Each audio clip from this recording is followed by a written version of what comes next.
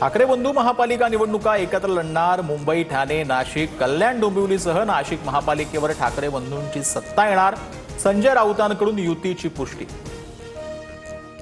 ठाकरे बंधूंनी एकतरी महापालिका जिंकून दाखवावी, फक्त तोंडाच्या वाफा घालून काही उपयोग नाही, मंत्री गिरीश महाजनांनी डिवचलं।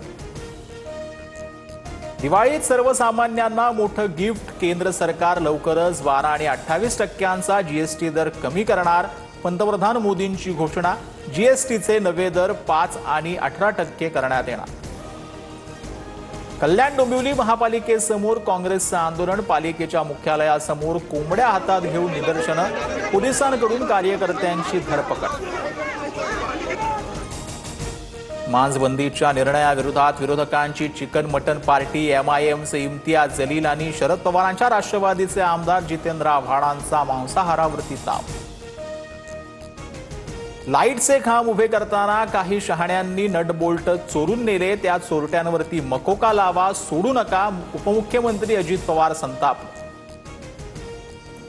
कोकणातील नेत्यांकडून दादांचा पक्ष हायजॅक। रोहित पवारांची सुनील तटकरेंवर टीका, तर रोहित पवारांच्या बालिश वक्तव्याची मी दखल घेत नाही, त्यांनी स्वतःच्या पक्षातील कुरघोडी बघाव्यात, तटकरेंचं प्रत्युत्तर।